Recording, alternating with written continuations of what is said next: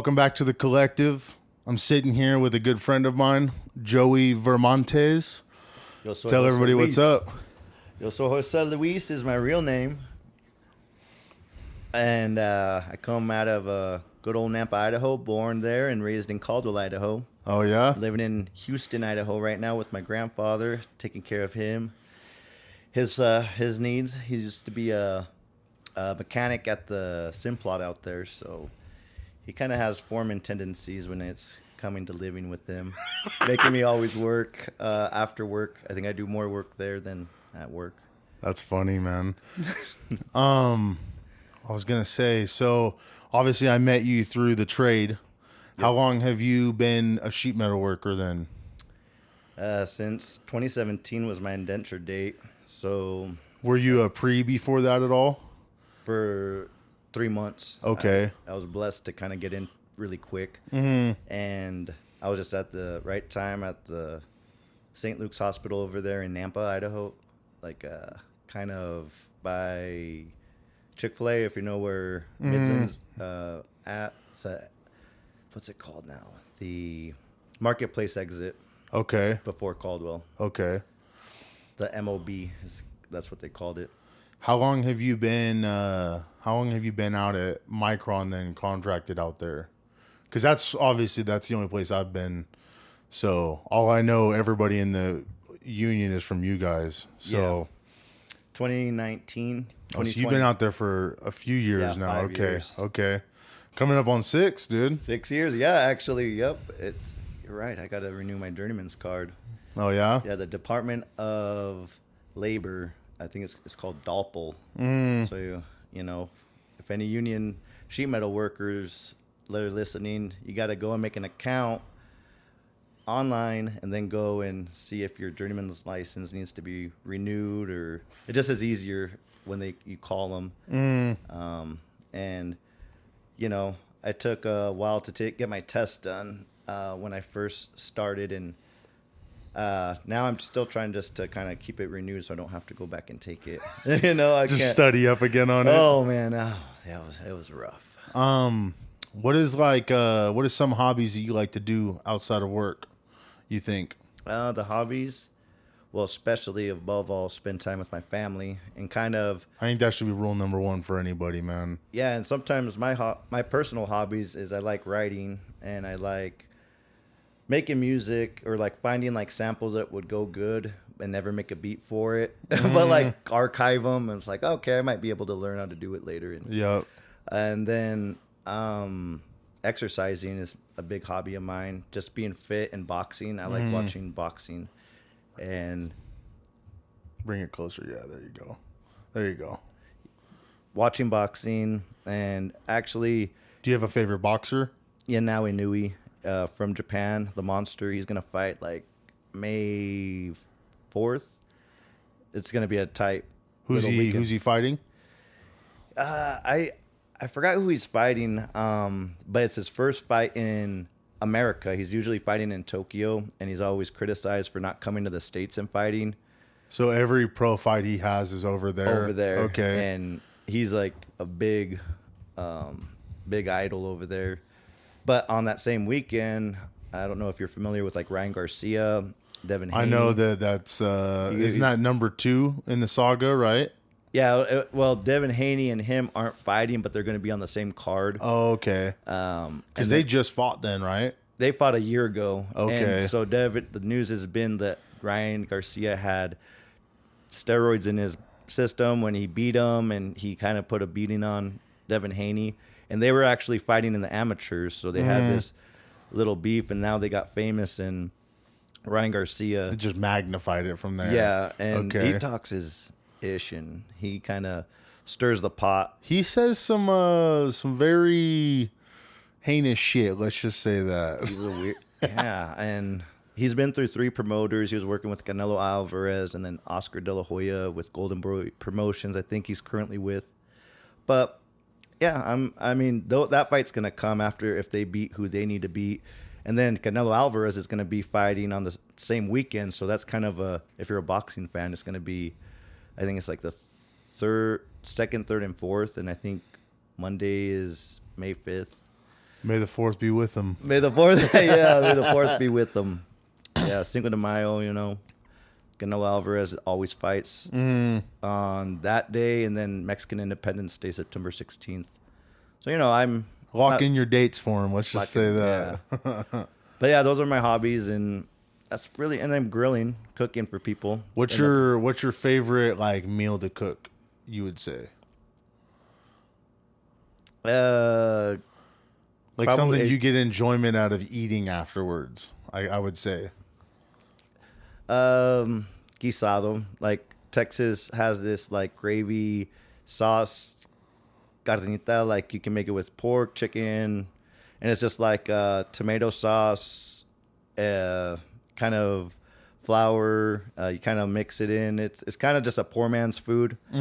Like I like all the, you know, struggle food my mom made. Probably those are the best meals, because I can make good Asian food now, but my mom sometimes tells me not to cook so much into Asian food, and just so you don't forget. Master what this is. Yeah. But it's like really easy to master because it's really like simple ingredients. But with Asian food, there's soy sauce, dark soy sauce, oyster sauce, sesame oil, Shaoxing wine. There's so much that goes into it, and that's their struggle food. So I like just actually making like people's like culture's struggle foods, because it's always the best food.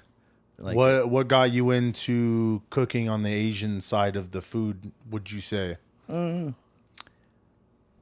Canton Cafe in Caldwell. My dad, when I was young, and my mom and him were together, they would take us there. That was like outside of eating American and Mexican food. We have Canton. Okay. And even when I was a little kid, my mom said, you know, I always was attracted to like Asian women, or, you know, and when I was a kid, they had a story like, you know, I was just walking around, and I, you know, was grabbing up on some Asian waitress at Canton, like asking her to like pick me up, and I've always liked that. You like know, 2 years old, 3 years old. two or three. Yeah, I was a little horn dog. You know, as my mom said, when I would get upset, I would take my clothes off. Like they'd tell me no, and I'll just start stripping and running away from them. Oh my gosh. That's funny. And yeah, then that I'm just telling those stories because if you ever met them, they would, you know, oh, you know Joe? Oh yeah. Oh, here's this story. Here's this story, yeah. You know, those embarrassing stories, but no, I don't know, like Chinese culture's always interested me. It's always been. Well, because I know you just went to Malaysia. Mm-hmm. How long were you in Malaysia for? Last year for 12 days. 12 days. I remember when you left, and we were all like, dude, you're gonna be 2 days away, man. No one's gonna be able to come and save you. Oh yeah, in case anything were to happen. But and I was going through like Saudi Arabia. Thankfully, nothing happened. Obviously. Thankfully, nothing happened. Yep. And I gave Josh Heimbach, good apprentice of mine. I was struggling to be a journeyman when he was my apprentice, but I gave him a tracker, so he was like tracking me in real time. Like, so I'm like, hey, if anything happens, like, you know, just know. And he uploaded that for me and like showed me how to get the Samsung little like trackers you get for like your luggage and stuff. And I kept one on me. And yeah, you know, I'm going to meet my girlfriend that I've talked to for actually since I started at Micron in 2020. It was through COVID that we met. You know, we were playing games here and there throughout the years, like since probably like 4 years before that, like in 2017. So you've known her for a long time. Yeah, I knew her like in 2016, 2017, but we were just playing games, Words with Friends, stuff like that, and just singing happy birthday to each other. And I thought it was pretty cool to speak to someone who was genuine, and like she went and sought me out to like, hey, is he real? And like we met on Facebook, like, you know, added each other's friends and got to know each other. And then when COVID hit, actually I had a dream about her, and I was like, oh wow, I had a dream about this girl I talked to and I was at a Chinese restaurant, but I was trying to order Mexican food and they couldn't understand me. And then I kind of got up and I saw her and I'm like, oh, hey, Linda. And when I woke up on my phone, it was her birthday, and Mark Zuckerberg's message was like, hey, wish Linda Somoza a happy birthday. I was like, and I had to tell her like, hey, you know, I dreamt you And I hadn't talked to her for a long time. Okay. And so I'm like, I dreamt you, and happy birthday. I hope everything's good.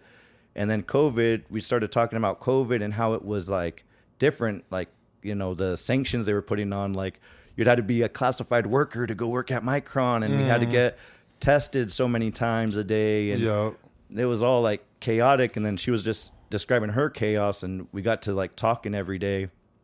And she actually brought me, she's a Muslim woman, I call her my muñeca. That's a doll, China doll. She's half Chinese, half Filipina. And she's a Muslim, and she brought me like closer to Jesus. Like she walks more in line with Jesus than like most people I know who believe in Jesus, over here, Christians. That are like Christian or I'm trying to think of like other religions that are. But I was so impressed with her that I'm like, who am I? And she was asking me questions, and I couldn't answer them, which I had to turn to the Bible and start studying myself. And here below, a lot of like old friends, who have known prior, went to prison, got out, I had a falling out with. They think of me as a Jesus freak now, and like, but really, just in my own personal opinion, like I've isolated myself in just like kind of not doing exactly what Jesus does, but like trying to like strive for it, like helping others. Like you've grown as a person is all it comes down to. You didn't separate yourself from other people because it's just like you're trying to be a better person in your own life. You know what I mean? Exactly. And I'm trying to say I'm more righteous than them by no means, because I get that a lot. People say, hey man, oh, you're so self-righteous, you sound so arrogant when you're trying to give advice, and I try to articulate myself better without having to be sounding like that. Because like when you do just walk in the line of Jesus, like you have to be able to deprive yourself of your wants and needs, and it's hard for a lot of people, and it's hard for me. And like sometimes people will come up and say like, hey, you walk into Jesus, but you're always posting food on Facebook. That's gluttony. But I only try to just share with like my family in Malaysia that would see like my American cooking or how we cook here, because over there they don't cook the same how we way cook. different. Way different. Yep. Even the food standards are higher over there, even though they're noted as a third world country. They actually they outlawed like the dyes and all the stuff that are carcinogenic in food that give you cancer. What is it, like red 41 or whatever, yellow certain preservatives, was it potassium sorbates that are in like tortillas that keep them fresh. You can go to your grocery store, pick them up, and they'll stay in your cupboard for a while before they get moldy. Those kind of over time can give you cancer. And and they're more privy to that. So like, I've never killed a chicken, and my girlfriend told me one time, like, hey, you never kill a chicken, you're still a boy. Because over there, they like their stuff live. Like their seafood is like live. Like they got wet markets. Like and it was such a culture shock to me. And were you able to kill one over there? No, luckily they had it all done, and I cooked some. Some, what was like the favorite food that you probably had when you were over in Malaysia? Ooh, nasi goreng. That's like chicken rice. There's a laksa. There's a soup that I liked called laksa. Soto is like Malaysian pho. You see these Vietnamese places around Boise selling pho. Vietnamese. I always see them, but I never attempt to even go in there. Yeah, you gotta. We'll expand your palate. Okay. The bone broth soup is boiled for like 12, sometimes 24 hours, and it's just a really hearty broth, and that's where it's at. And then like thin vermicelli rice noodles, and it's simple. It's simple stuff, but the richness is the broth. And like over there, I just got meat in mine, but my girl's like wants the veins, tendons. She eats it all. That's what she grew up on. So yeah, and so How much different is the culture over there compared to back in America? Well, surprisingly, it's more collective. It's everyone's coming to an agreement and a certain goals. All needs are met. People over there sacrifice for each other to kind of have one thing or a home. And over here in the West, I feel like just within my family,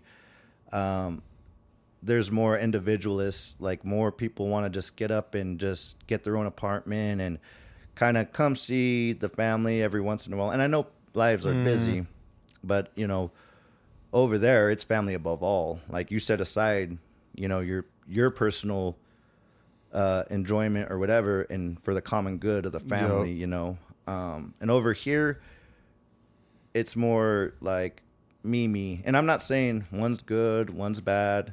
You could take pros and cons from both. Of course. But I'm just taking an example of a small pool of what I'm experiencing. And that's, I go over there and my girlfriend's family, first time meeting them, they're picking up my dishes. They're, really humbly like, hey, relax. And, sometimes over here I have, family members, complaining that my tias are serving me a plate. Oh, you get up and you do it yourself. But, it's just not out of like submissiveness to a woman. It's just out of like respect, because us men, we have to do the uncomfortable things. Like when it goes to, providing money, providing a house, Fixing her car whenever it breaks Yeah, down, something like that. Yep. No, I get it. and my mom gave me a good saying. She's like, you got to make us want to cook for you. You can't be just, Nah, I get that too. just doing whatever you think you want and have yourself a plate. Like, no, when my mom was raising us, she would have us get out the car and go open her door for her. Okay. Because, my dad left us at like 95. That's a whole nother rabbit hole to go down. But he was trying to find himself in the things of the world that was falling on him, and trying to navigate the world back in the 90s and early 2000s. Okay. So my mom was kind of a, the mom and the dad type deal. Same old song and story you hear from brothers from Caldwell, Idaho. Same. Why don't you dive into a little bit more of your home life growing up, man? Okay. Well, I was born in 1987. The top song actually I looked up was Rakim and Eric B. Of that year? Of that for year. all music? Okay. Yeah. And, my brother's probably gonna slap me in the mouth for this. I know the rhyme. It's like thinking of a master plan, and I just can't think of the song right now. But it was like a really good, one of my favorite songs later in life that came out. I'm like, oh wow! Like the one song that I really like that I had to re-dig up was that song, Eric B. and Rakim. Has such a great song, and I can't think of it. But my mom and dad were together when I was, as far as I could remember it, to 95, 96. Pac and Biggie just got shot. I was kind of, my dad really didn't care for rap music. My mom didn't care for rap music. But, like, of course, that was the golden age. Oh, so yeah. my dad wasn't able to afford, cable at sometimes in our life. So we'd watch, like, MTV Raps. My brother, I remember him bringing home Bone Thugs and Harmony Crossroads, and I heard Crossroads off of that album, and Busy Bone was like my favorite. And dad left at like 95, 96, and then kind of came back from Texas. He went to Texas, did his thing over there, and came back and rekindled like a relationship, but we were already in our teens. It's kind of hard to go back to a situation like that and then rekindle a flame that's it's like still lit. Yeah. But it's very dim, you know what I mean? It is. But like he came at like a point where it was kind of the dimness was expanding more, because it was about to get more dark, because like we were going through certain things with like my stepdad, and I was in high school now, and so my dad was kind of like, I got in trouble for marijuana. I was a super duper senior. I got kicked out of school like in sophomore year, walking around with a glass pipe and some marijuana and got hemmed up by walking by the principal to, gym class. Shit, my mom came in and beat me with that same piece. It was a thick piece too. It was a nice little thickie, and she grabbed it off the table, beat the beans out of me, and in front of an SRO. And the dude looked away. His name was Officer Watson. Do you think he's retired by now, or? Oh yeah, and I've seen him in Caldwell, and he's like, "How you doing, Joey?" And I'm like, yeah. Well, no thanks to you. I got beat up as a kid. Yeah. So. No, I was like, "Hey, this is child abuse," And you're like, "I don't," She didn't care. The principal had to be like, "Hey, are you gonna do anything? Take this," But that was at my mom's. My mom had it, like I said, like we were little shits. Like we were just trying to. That was our escapism out of whatever we were trying to escape at the time. 14, 15 at home, like. I'm going to go get stoned, Once mama dropped me off, I'm going to chief down. I was trying to be, what was popular was like 50 Cent, a lot of... I think I asked you this before about like what that time frame was like when he came onto the scene, or even like when Eminem came onto the scene, because I think you're like what? Like 37. 12, you're 12 years older than me. Yeah. So the difference in the generation is like... what I'm experiencing now, you've already kind of gone through it. You know what I mean? Yeah, I already went through it. And it was live. So like Eminem's like Superman, I think was like the one out. It was out, and it was off Eminem's show. Yeah, and that was such a good, time. For that like you kind of wanted to emulate those things. Like you wanted to be a drug dealer, like because I was listening to more Chicano rap too, on top of like mainstream. Okay. And I wanted to like not ever emulate being in a gang, because I was raised with like North and South Siders and East Siders and West Siders. And I mean, when it all came to drugs, like everyone was a friend. Like, you'd see people in the same circles doing dope and from different areas of the town. Or selling or needing something. Yeah. But, I kind of got along with everybody because I was out of Houston, Huston by Marsing. I was raised in a... Oh, so you're farther out from Caldwell then. Okay. To really be, because I was originally out of Valley View, raised with like all the farmer kids out there and shoveling molasses and feeding cows after we got out of school. Okay. Like, my mom never allowed us to go to friends' houses until we were in high school. Like we never got to like, unless it was like my cousin's house. Like my mom worked for the Department of Health and Welfare. She saw some shit, She never let us go, And rightfully so, because she had her own way of seeing it, to where it was like, oh, they could get in trouble doing that. The babysitter's house, my mom has 4 sisters, so all them had kids, but the babysitter was grandma. Everybody came to get babysat there, so we were raised by a bunch of cousins. We got a tight knit. Now we're all disbanded, especially on my mom's side. My dad's side, we're close. We see each other, but we're not like. We talk and stuff, and I probably need to go and reach out more too, The reaching out part, it goes both ways though. Like it could be you need to reach out more, but then maybe they could reach out more too. Oh yeah. You know what I mean? And no, they do, because I got like cousins in Seattle and Texas, and like when we go that's how I started traveling, was reconnecting with them. Everybody. We have like an age gap, but finally we're all like, adults, and I'm like, I finally am level headed, and, I know my priorities. So that's why I started traveling, to kind of practice going to Malaysia. On top of that, like, getting busted in high school with little amounts of weed turned into getting busted with a bit larger amounts. Now I'm a felon. Navigating the world, I never thought as a felon would be so difficult until you want to do things like, you can't run for certain jobs. You can't fly to certain countries, and I had to like go and travel like, oh, hey, I don't want to go to China and get hemmed up. I had to go to Saudi Arabia, Qatar, and then Malaysia, West Malaysia, then East Malaysia. 'Cause I just was like, I don't want to get like, hey, you're here, we're going to get detained. But then I found out that in transit, you can go to those countries. You just can't get out. You can't go into like... Once you fly in, just stay in the airport. Yeah.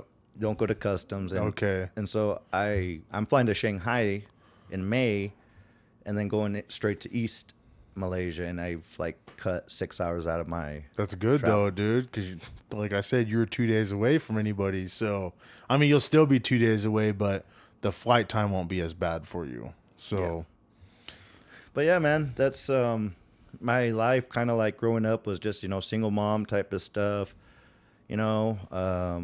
Struggled with that. And actually to this day, we all still try to live together and live as a collective. And I'm trying to just help my sisters and brothers get on their feet from what I got from the union. Like I've gotten on my feet. I mean, we've been raking in grams these last few weeks, and thank God we're blessed with just like I'm in a position I can save that, and just if anybody else needed money, I can like, hey, lend it out. My grandpa was a lot like that. He was always willing to help shell out money when people were struggling, and sometimes we struggle with just like fast food dependency, and like you're like, hey, where's all my money going? Oh yeah, all just those look at times your bank transactions. And I think everyone arrives at a different spot of clarity at certain parts of their life. You're not going to have it figured out at 18, 20, 25, 30. You're going to figure it out when you figure it out. Like it's just going to click one day. Like, oh, this makes sense. Enough life will happen. And I don't try to, condemn anyone who doesn't believe in God, but like when you do try to put your trust in him, like your fear, you're just like, you're just, hey, do you have someone to talk to? Because I don't know if you've ever been like so isolated. Just you gotta like, who are you when you're in times of silence? Like you gotta really know who you are. Whether because like if you're the same guy without the money, when you get the money, let's just say, in the times of silence, like who are you talking to? Like, do you talk to yourself? Do you talk to your ancestors? Some people talk to entities, and I honestly feel like I've had my success outlined through Jesus and like through God. Like, I don't even want to sound like I'm bragging, but like just the financial stability I've gotten with the union, man, is something I've never would have dreamed about. You're at the point where you're not stressing on having to pay for something that pops up, is what you're saying. No, never. I got you. Okay. And that's with going and having an education paid for by the good people of the JTC, Sheet Metal Local 55, Smart Army. Shout them out for sure. They invested the money, and I mean, we got to do, the field work, the grunt work, but eventually that all gets to be easy. That all gets to be known. Like I started in here without knowing how to read a measuring tape. You still don't. Yeah. At times I don't. Yeah. I'm just. Oh boy, yeah, no, and that's a no. But and yeah, no, dude. Sometimes like I second guess myself, shit. But I was at Micron, and like the guy, Jared Finley was the one that got me to sign up and got my paper right. He's like, oh yeah, they'll teach you that. Okay, you'll go.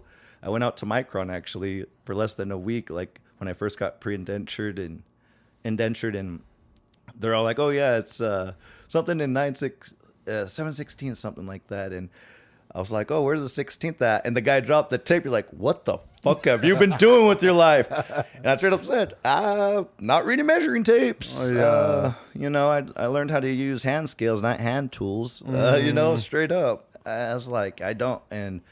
But he like was like, okay, you know what? This is how it is. You got to count these, And then, now it's like, okay, that, bam, bam. I even still find myself like trying to count them if it's like, oh, what is that one right there? But I'll end up counting them myself. But for the most part, I know where it's at. You know what I mean? Because they make you be dead nuts. Yeah. Like, you better be dead nuts. And so you're like, down to the 30 seconds. And then sometimes it's like too tight. It's like, fuck. Like, I'm too exact with this shit. Well, and then even sometimes it's like with the different tape measures, it's like it's a 16th difference. It's like, bro, they just need to make a universal tape that everybody can fuck with, dude. I know human gonna be saying like, oh yeah, let's all agree on something. Hell no, they can't even agree on tape measures, let alone fucking world peace. That. For sure, man. But that's how I like came to be up into where I'm at. I'm 37. I've born and raised here. I've known the layout of the land, third generation. My mom, we got watched at the same house my mom got brought up in, on the corner of Ustick and Pride out by West Canyon. I doubt, if you ever go on the other side of Ustick, like way down, like over by like Wilder, like that's we're out in the sticks, but it's like good agricultural like industry, like it's just like, man, it's a calm, it's a more, you wake up in those mornings and you go for a run or just for a walk, you feel just the stillness of just the birds singing. Man, it's like paradise to me, you know. People like come up from California and they say, oh, hey, there's nothing really to do out here. Well, maybe be still and just, you know, not Just have nothing in enjoy your it. ear, Just enjoy it. you know. But I got cousins who like listen to music all the time in their ears, all the time. And it's like, I used to be that way. Always had to occupy my mind with like music or doing something. And there's nothing wrong with that. But I find you get a better idea, or you can think things through the more you just sit still. Like try, like, can you be by yourself for like, and not have nothing going on and walk for like 10 minutes? You know, you look like a weirdo on the side of the road, but you know, you Just sitting there in just silence. sit there in your head. Like, how can you live in your head? Like, you know, a lot of the times people I find, you know, can't, just from my experience, you know, dealing with depression, suicide, you know, things like that. Like, you know, some people have to have a partner, some people, and it's like, if you can achieve that, oh, you know, I can be by myself in my head and do what I want to do, like, and actually be happy about doing it. Like, man, you are on your way. You got it. You know, life is good. Because, man, sometimes you got to pick the people up who like think everything sucks. You ever get those guys? Oh yeah, it happens. Everything's negative. But and that's you know what I kind of grew up around, and that's why I've, you know, developed myself into, like, I'm a humble dude. You know, you go talk to the people that know me in Caldwell, Nampa, who were raised like, you know, I'm pretty a chill guy. You know, I try not to start any squabbles. I'm just, you know, to myself. And like I said, like, I like writing, but like, it's not in a way that's, you know, popular.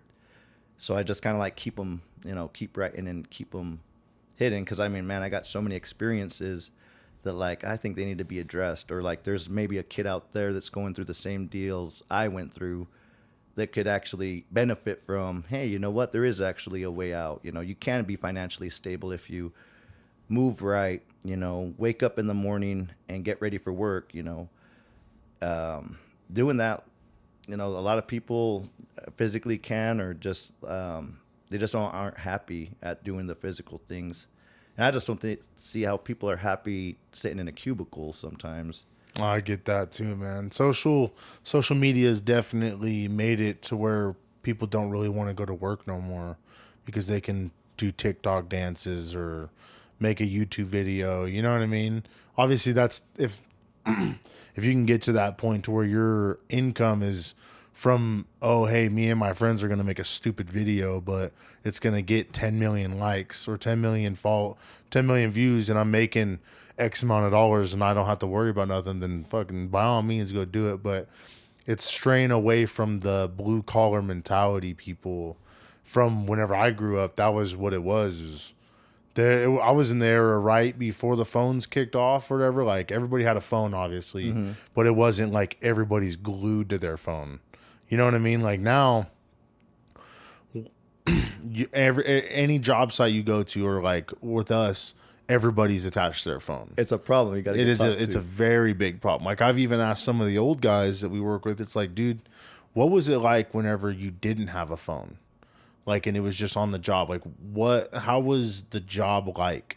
Because, I mean, now you have people calling you, hey, where are you at? Or, hey, I need this, or hey, I need that. You know what I mean? But when you didn't have a fucking phone, it's like, dude, how are they going to get a hold of you to ask you for something? But you're just doing your job. You know what I mean? It was on the honor system, probably. They had to, like, hey, you know, this guy's entrusting me to get this much done. And I'm sure there was fights when things didn't get done. Yeah. You were less tracked. It's like turning into a watch society. Like, Micron just had those dogs, drone dogs, 400,000 drone dogs to scan badges. You know, you don't think some guy would have probably took up $200,000 to go scan badges themselves? Oh yeah, At the new ID1 plant. Now they got these dogs. just walking around, they could have made so much money, dude. Yeah, these operators are getting paid big money to just walk and, hey, make sure guys are, you know, who are working there are supposed to be working there. Mm. You know, right now, I know this is my, you know, putting my tinfoil hat on. It's just like for work related purposes, but like just think if a bunch of those dogs came down on you, like an army of dogs. That'd be crazy. I mean, we're getting there. Like, I mean, in the long run, they're probably going to save a lot of money by buying those right off the rip like that, instead of having to pay that one person $200K every year. You know what I mean? They've spent $400K right now, I can see it that and way. they maybe have to fix them like what, once a year for some maintenance for the next 20 years. You know what I mean? Because that building's going to take what, 10 years to put up, 5 years, something like that. So their investment's made after 2 years. You know what I mean? Something like that. We're just figuratively speaking, like, oh, they're paying him $200K. He might only make $50K. Yeah, because it might become passive income, like you said. Like, you know, kids want to, you know, trolls can get, you know, money just by doing some weird stuff. I mean, scammers, dude. If you do it, like, you get a taste of it. That's why they keep doing it. Or oh like yeah, they for see, sure. Like, hey, I can get, you know, I mean, there's a dude out there like you know, Miles or Little Cumtism. If you ever have TikTok, like, that's brain rot. But it's like, wow, you guys are obviously doing it because you're getting paid. Because like, you know, yelling in public with your shirt off and you're you know, hefty dude. I think he was in like Japan. I was just like, wow, dude, like, man, he got the views. But like, that's what people home not doing anything kind of see. Like, he obviously had enough views to stack that much money. You know, people who are rich, you got to think like they're entrusted with that money. Like, you know, Elon Musk, he got what, he's like a billionaire, right? Fuck, I bet he's closing in on getting to $1 trillion. So there's enough people who has entrusted him to have that money. Like, enough investors had to say, hey, you know what, you're gonna flip my money, here you go, take it, flip it, do what you want with it. You know, it's no different from like a drug dealer giving you a pound of weed. Hey, take it, flip it, give me back what you know, you take a little, I take a little. Like that, Elon's done that multiple times with like PayPal. Like, I think he was selling like a freaking like flamethrower at first, one point in his life before Tesla. He was digging holes in California. Like, I mean, but that's like a money machine. Like, if you've done that many numbers, I think you just start to become a machine. Like, oh yeah, for sure. Look how he even talks. Like, you know, his like, he like has a stutter, and not like bagging on him, but like he must have a lot going on in his head that he has to like, like, you know, a lot's going on. Like his mind's going too fast for him to talk, kind of thing. Yeah, because I mean, I don't know how he sustains all his businesses, all the things he's doing politically. I'm not gonna get into any of that, but he's just like, that's a lot to think about. You know, sometimes I get overwhelmed because I gotta go and, you know, change my grandpa's brakes on top of run to the dump and go get my journeyman's card renewed. Like, sometimes that's overwhelming. I'm like, man, I got to go here. Like, and it's like so simple on the whole grand scheme of things compared to some other people. You know what I mean? Who has that much money to think about too? Yeah. Like, I don't think you have to think about your money at that point. It's like you got other people thinking about it, and like other people kind of thinking cutting about a your little money. bit at the, you know, skimming a little off the top. Oh yeah, for sure. So me and Joey worked together, but we were talking about how gangster rap got brought up by the CIA. Oh yeah. And I want to hear your thought process on this, because you're the one that sent me the video on it. So yeah, it's crazy to think about, but when I watched the video that you sent me, it kind of makes sense. Yeah, and I mean, if you type it into AI, because I was actually like trying to like use AI to make like cliff notes so I can have them. But they were saying like, oh, that's a conspiracy theory. Don't look into that. It could be. Oh, it it is definitely is yeah. right now.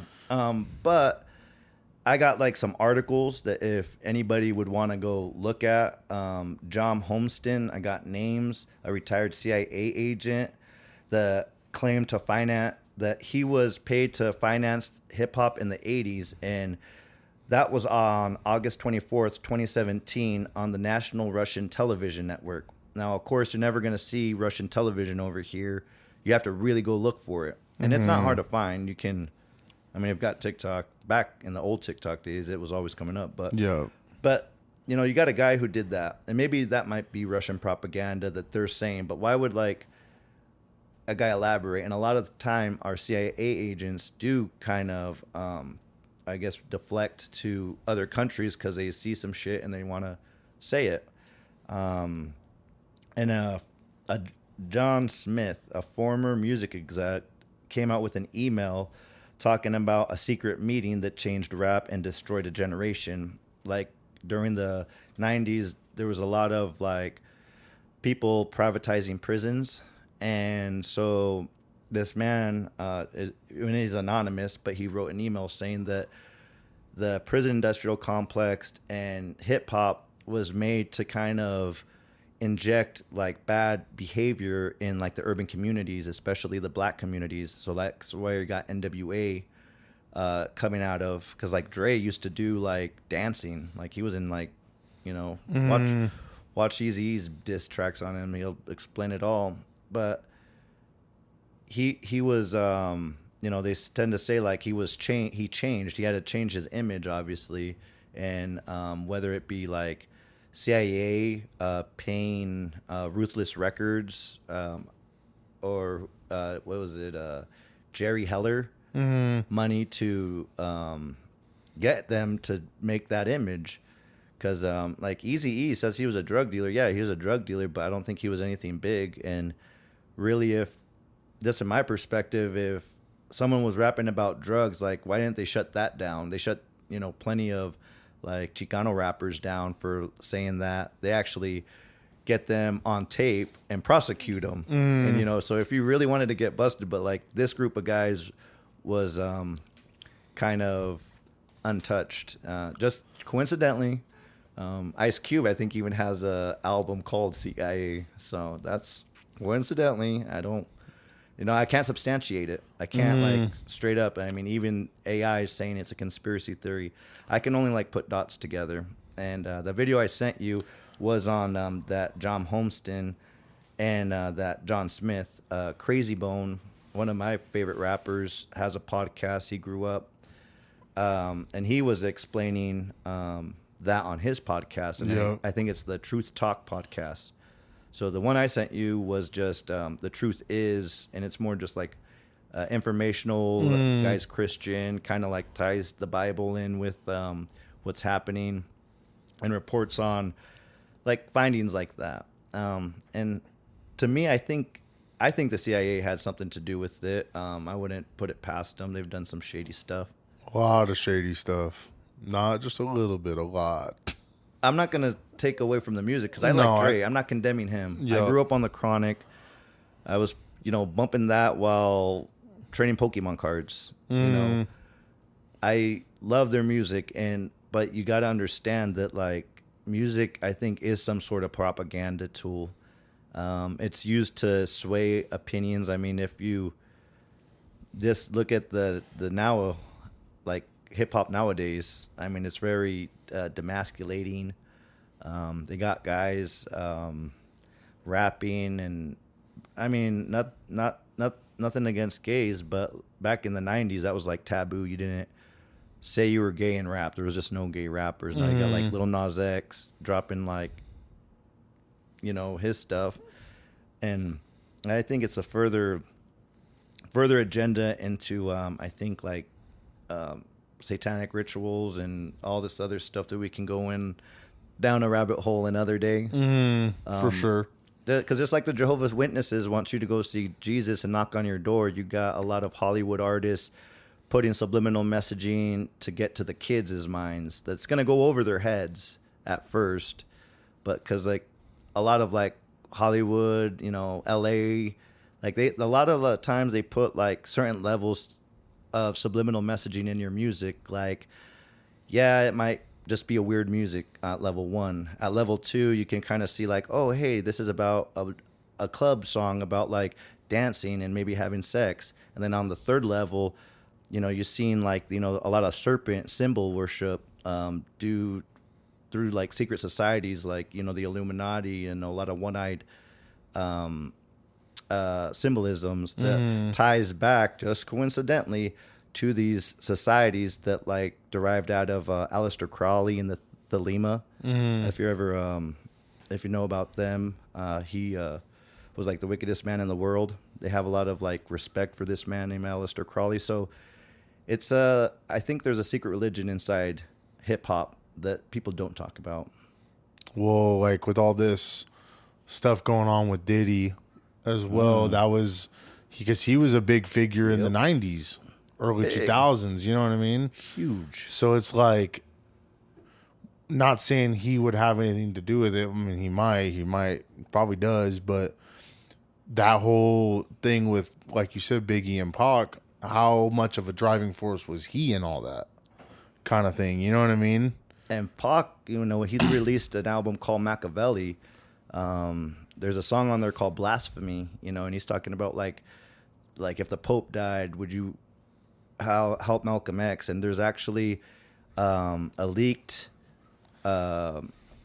disc art of like a guy raping another guy and like a fat pig that looks like Biggie. Look up the hidden art, the leaked art from the Machiavelli album.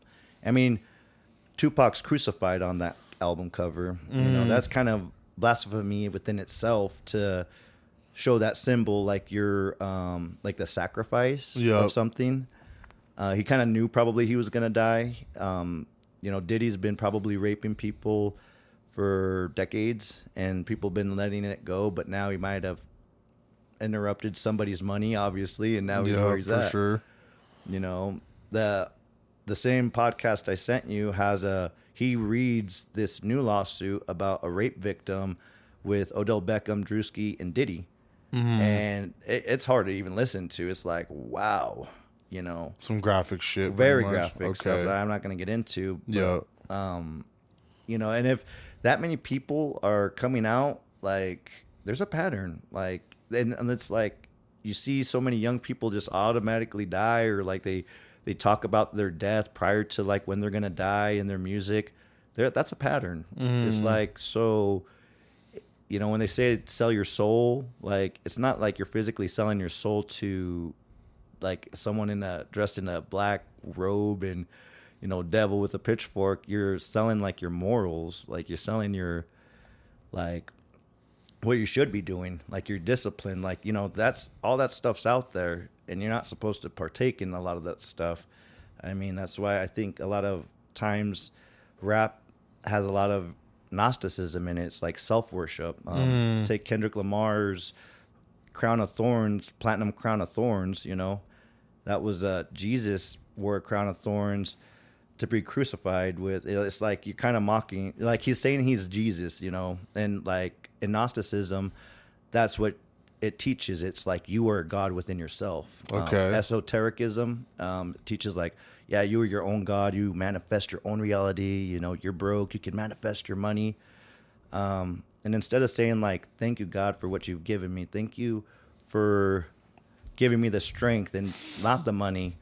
You'll get more with it by just being thankful and actually thanking him for the bad times too.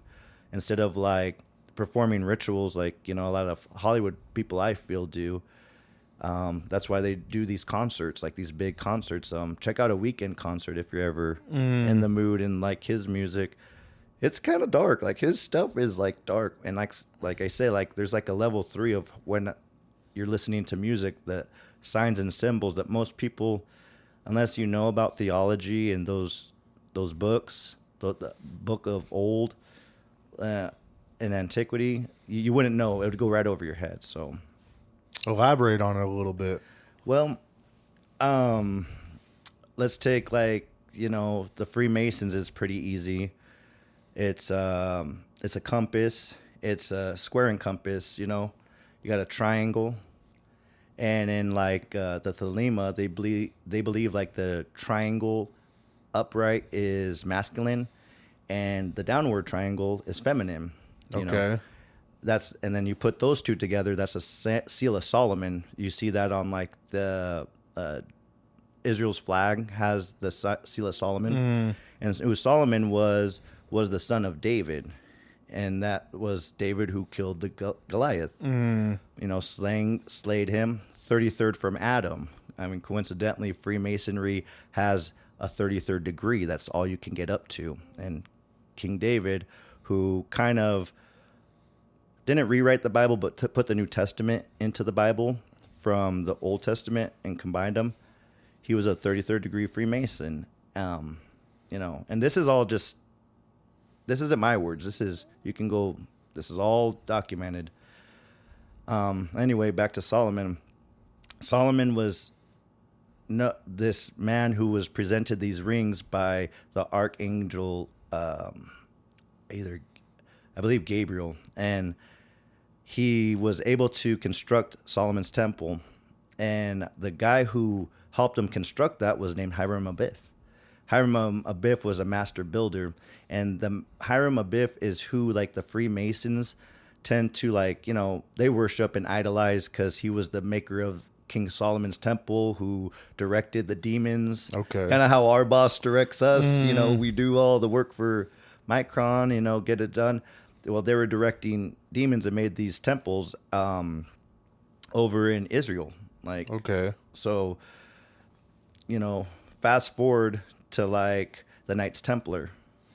That's where a lot of, like, the Pope in Italy had these knights go and find these ancient relics. The Forsaken Knights is another thing that would be kind of fun to go down to. But these Forsaken Knights Templar found this ring, but then found out that they were worshiping this Baphomet idol, and they were worshiping it and actually getting things from it, and they're winning in battles and all this other stuff.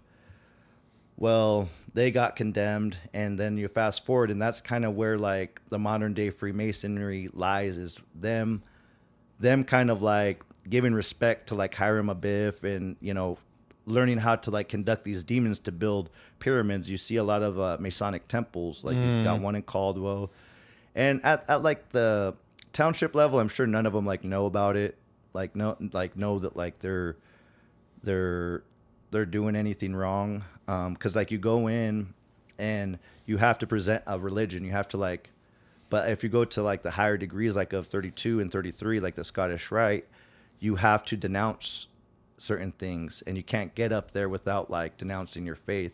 Because you got, like, Christian Freemasons, you got all kinds of Freemasons, and they're just the builders of society.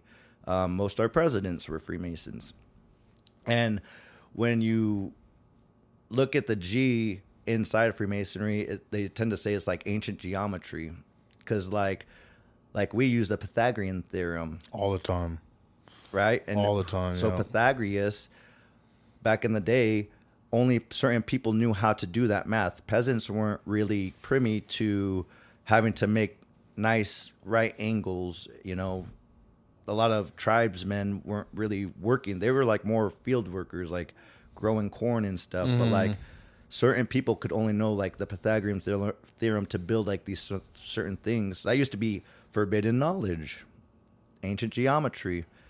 And, you know, because they believe the universe is just a bunch of numbers. So, you know, I need to get some coffee real quick. You're good, man. Spitting.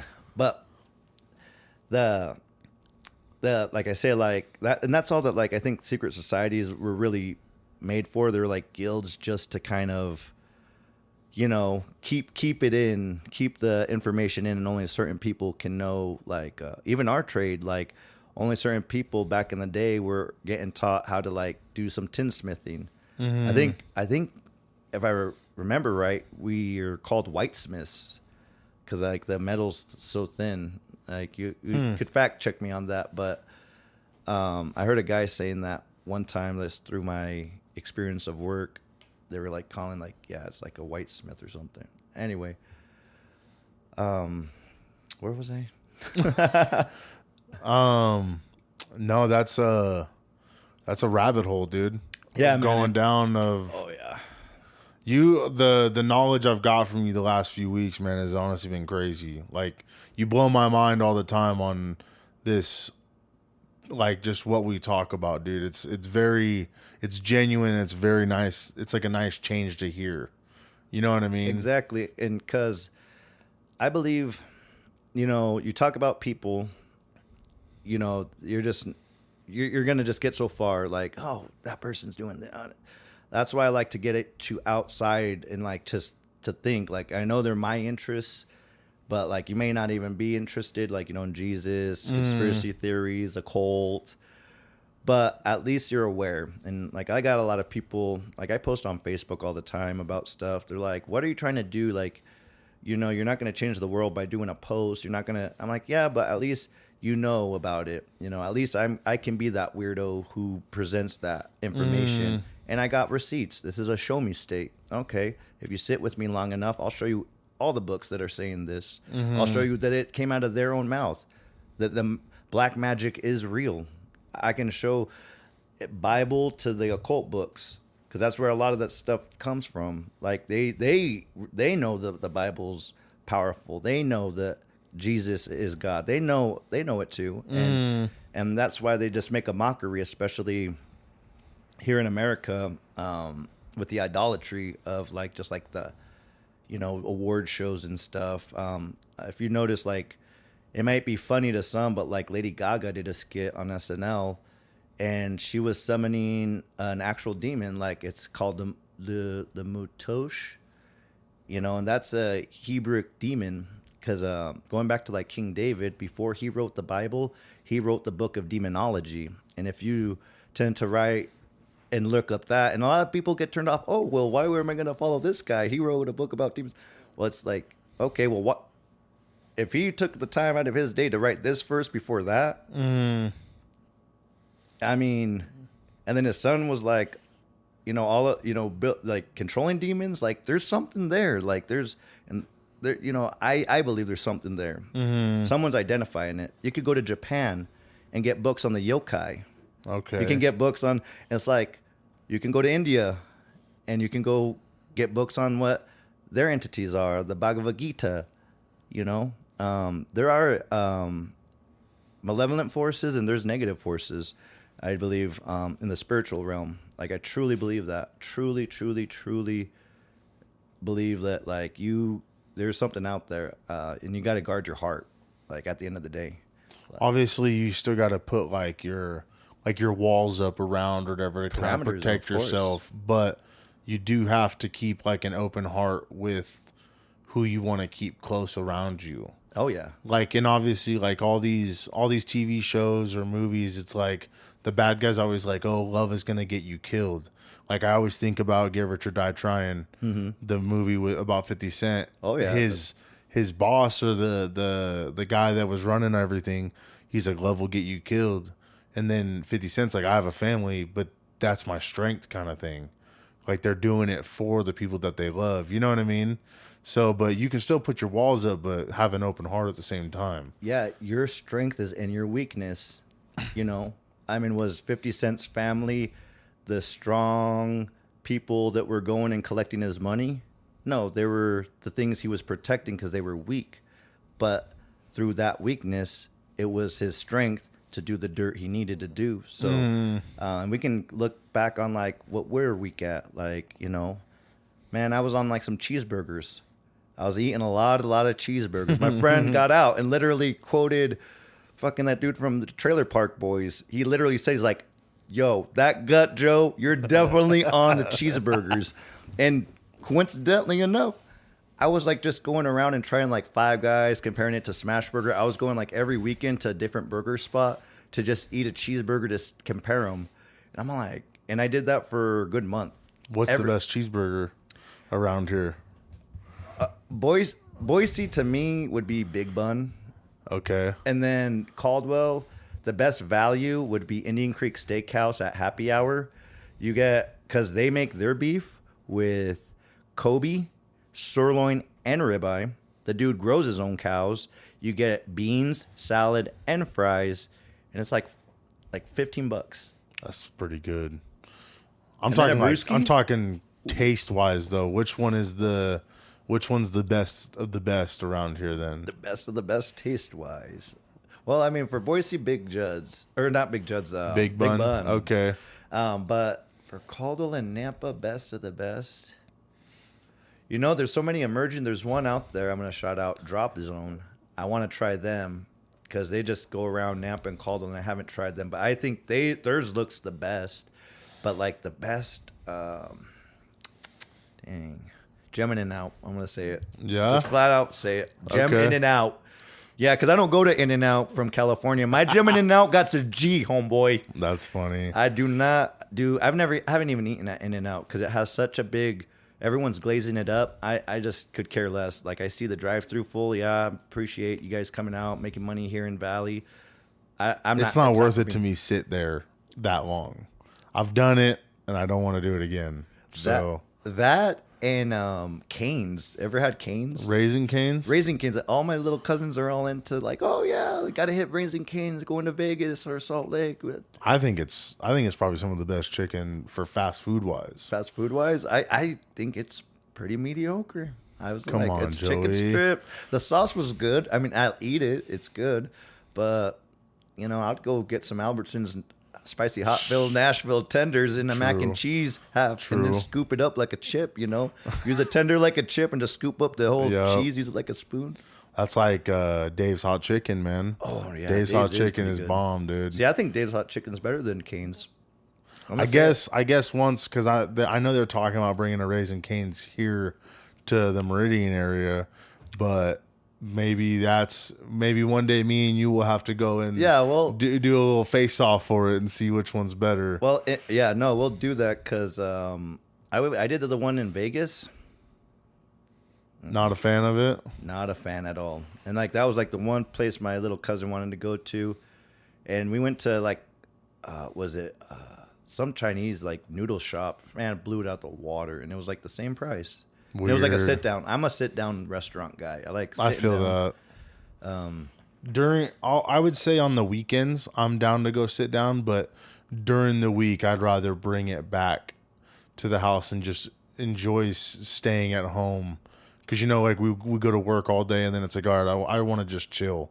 Because, like, when you're at a restaurant, you have to be there for X amount of time. Engage with the waitress. Yeah, exactly. But when you just go get your food and you bring it back, you can just go put on your TV and watch TV or hang out with your significant other or talk to your family or something. You know what I mean? And I love doing that. You know, I'll go and warm myself something up a little later than my grandpa and go watch, you know, some anime in my room just to, like, zone out.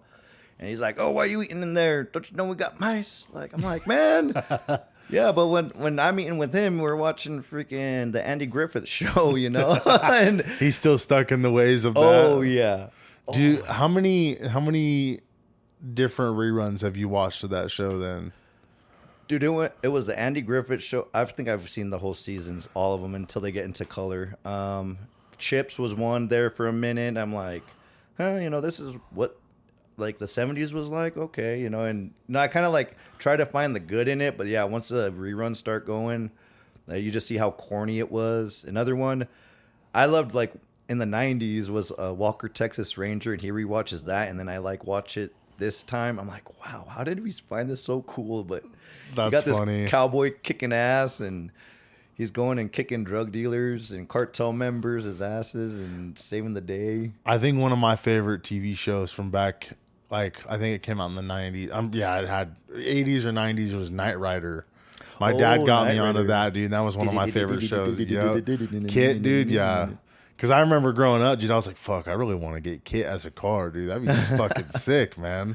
But no, those TV shows they're classics though, dude. They're definitely for that time frame, but I couldn't sit there and watch them nowadays, dude.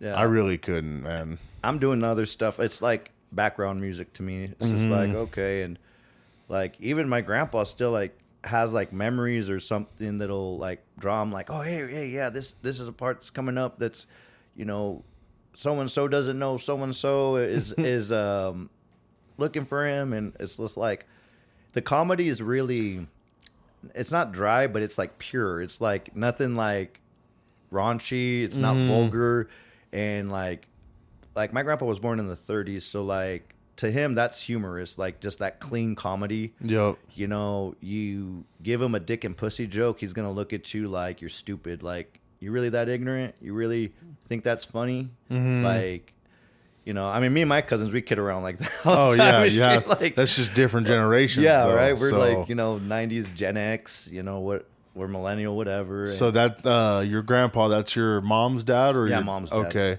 what is your relationship like with him? Oh yeah, well, I'm glad you asked that, because growing up, we had a bad relationship.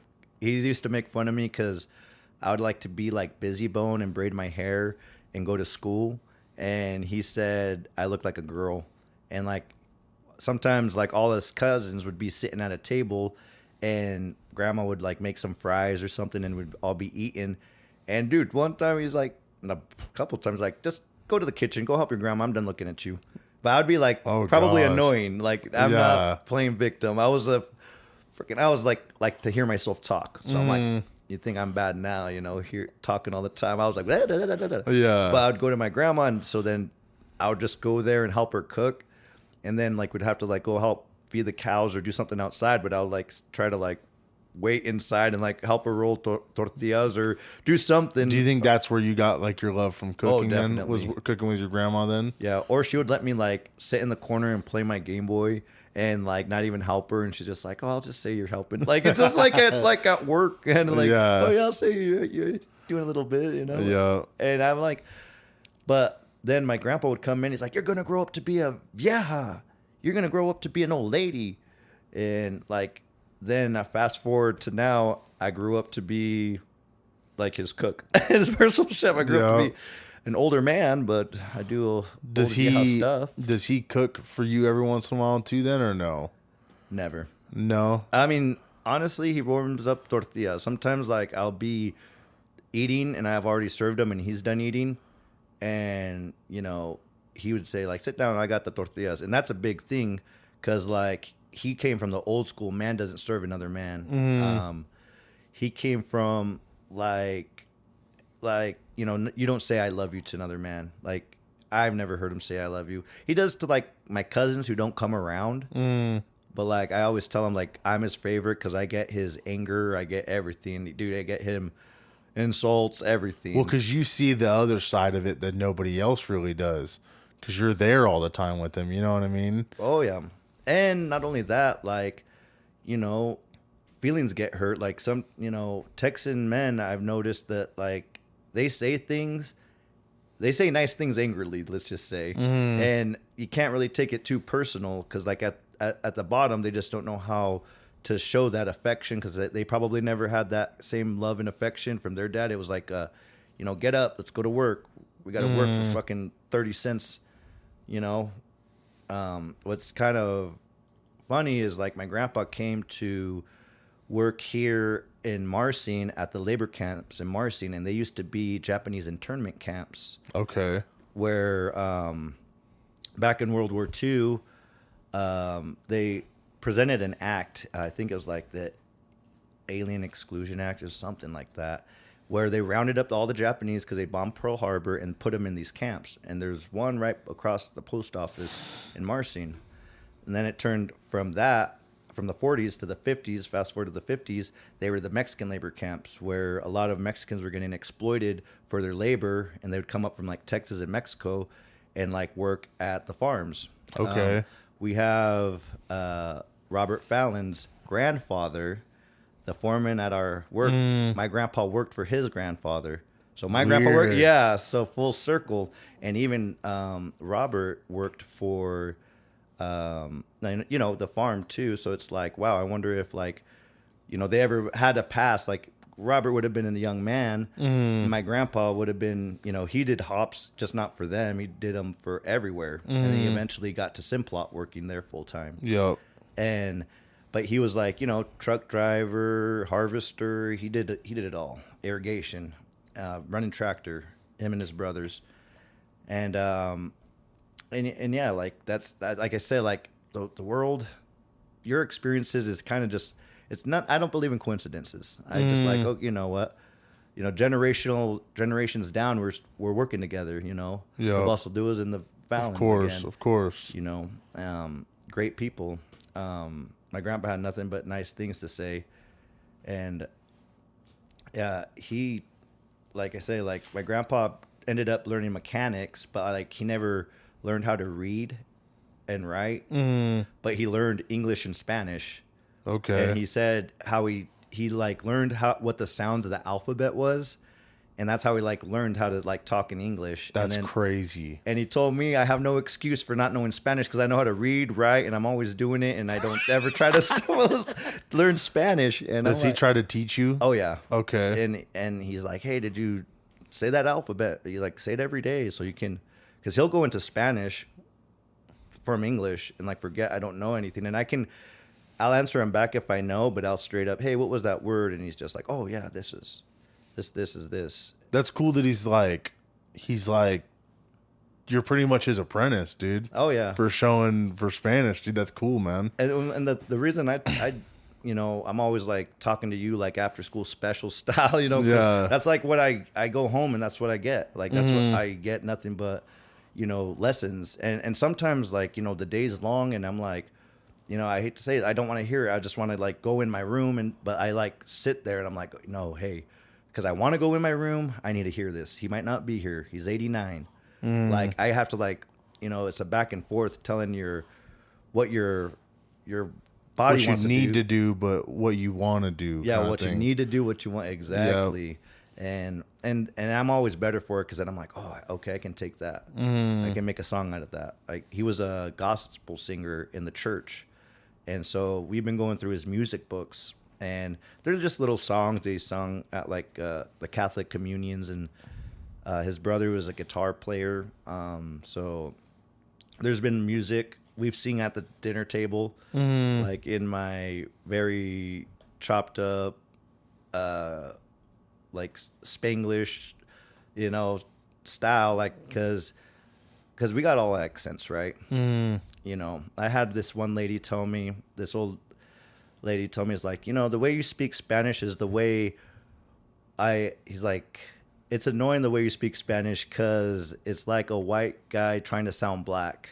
That's how you're trying to sound. I'm like, oh, well, because I sound white. I sound white when I speak Spanish. And I learned, I used to not do it, but then you know what? I started doing it more, even if I slaughter it sometimes or don't enunciate, because then I can actually understand it back, like for my grandpa. So I'm doing it for myself, not for, you know, any purpose. I mean, it makes ordering tacos at the taco truck in Caldwell a lot easier. They probably don't look at you like, man, he doesn't know nothing about what we got going on. Yeah. Oh, sometimes I like get it shot off, and then they like ask me something. I'm like, oh, how do I respond? Oh, and then I just go right into English. But I mean, they themselves, like, you know, they're in that reverse opposite. They're like trying to learn English without, you know, and you know, you're actually benefiting them when you're, you know, speaking a little bit of Spanish, a little bit of English. You got that interaction. Like I that's how I see it. I take it like, hey, at least I was one more time. I might not be so on the spot, like, oh, what do I say now? Like I don't know what she just said. I was expecting this and they said that. And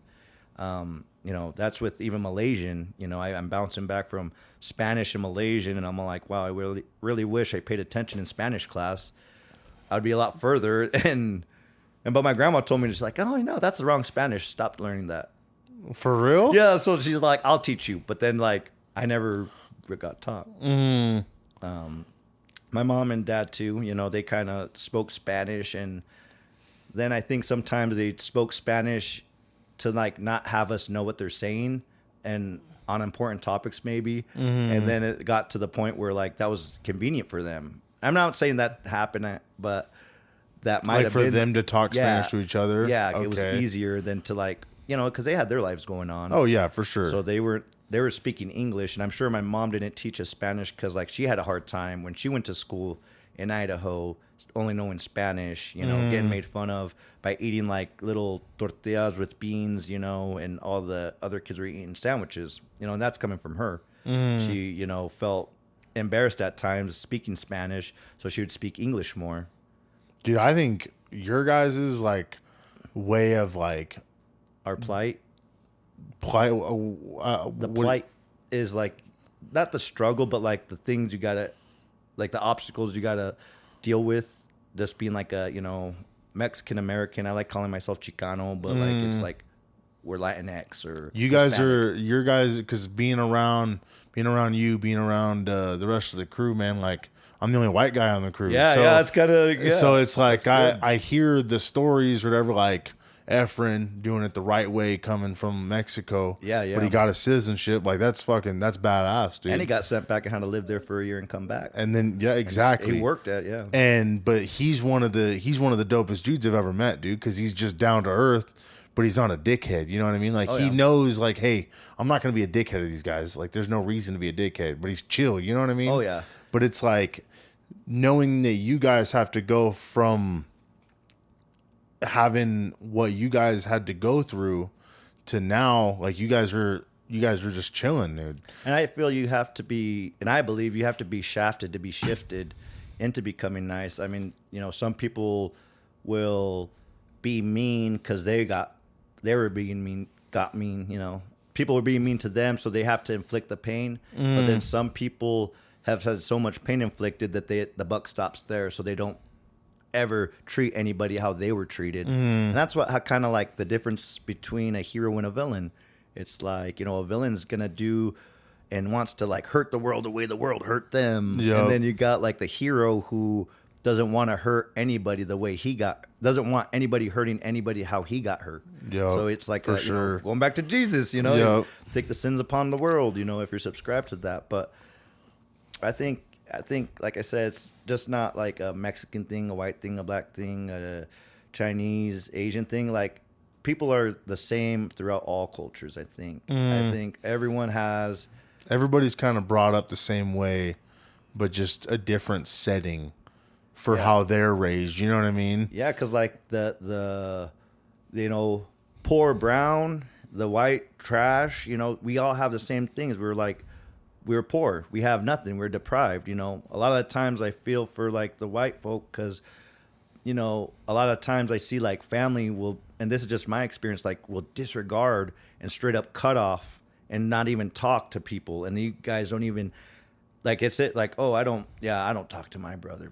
We had a falling out. It's like, wow. Like, instead of like having, an understanding. And I'm not saying, like I said, like it's through all cultures of have this, thing. And it's all actually just like, being impoverished. Not that you're not having any money, but like, lack of knowledge or resources.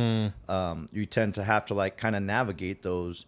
You move out your parents' house and you kind of fall on hard times. You're going to navigate maybe getting some food stamps. You're going to navigate, you don't got a dad or mommy to go back to. You got to have to navigate a second job. Exactly. Yep. I was about to say the same thing, dude. And we're all in it together. We're all just, I truly believe, a different shade of wheat. We're just different shades of wheat. And that's the thing with God is he separates the wheat and the tars. The tars is the weed that grows between the wheat that looks like the wheat, but they don't produce nothing. Like wheat, you get bread, you get flour, you get all this stuff. You get creation. With the tars, you don't. It grows and it's just a nuisance. And what are you growing to be? Are you going to provide, or are you going to be selfishly absorbing the resources and just grow yourself? And like I said, there's, I don't know it all. I'm still navigating life.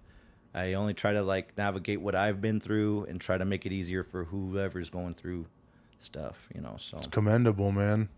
Going back to this question because I asked my dad whenever I interviewed him, who do you think your hero would be in your life? My hero,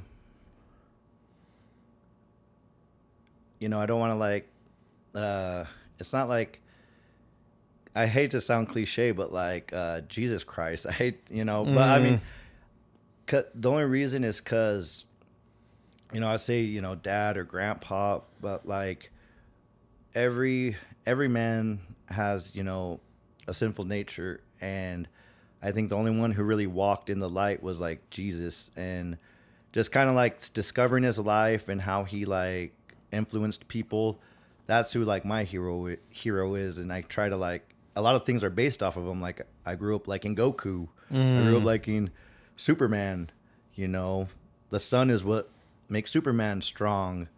Goku, you know, he's kind of like, you know, Jesus. He's this guy, becomes light, protector of all the weak. And so, like, that's the basis and origin for all, like, so I kind of like Jesus Christ is Lord, Savior, hero. You know, I've read a book or listened to a book on Audible called A Hero with a Thousand Faces, and they go through the whole mythology of all types of cultures. It's like 9 hours. And the last one they land on, and they ended it, is, you know, Jesus Christ, on how he was like really selfless. And they put it really nicely, like, and it's just like I said, I get a feeling when I hear about things, or like when I'm alone and I, you know, like problems are arising, and I'm like, you know, I'm talking to him consistently, like, hey, Lord, you know, help me with this, you know, grant me patience with this, get me through this, you know. And like, in a funny way, he provides, and I would only see it in silence. Like, I only see it.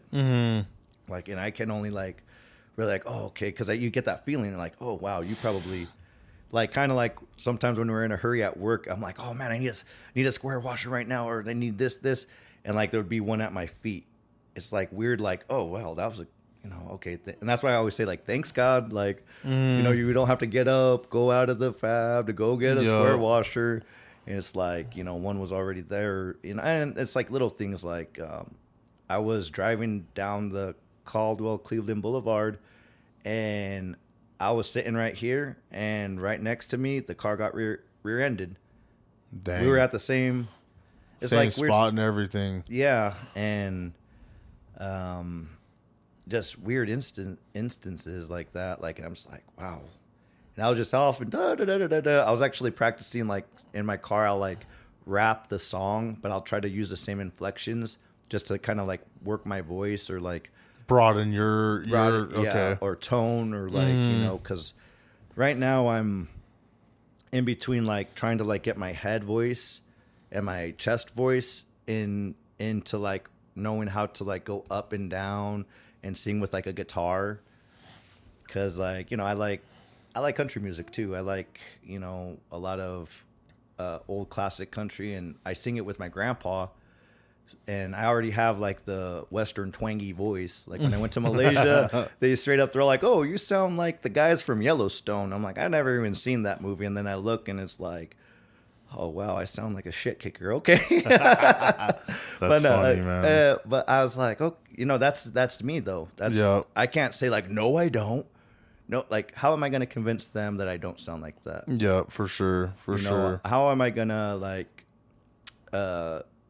make a Southern twang, you know, like Iggy Azalea. You ever remember her? She was like a Australian chick that like was mastered the Southern twang of rap, and like she could like move her voice. You know, it's like voice acting. That's all rap is, really. And if you got a good voice, as it is, and just kind of know some melody, you know, you're gonna go far. I mean, Kendrick Lamar, like, you hear him spit and then you hear him talk, it's kind of like the same.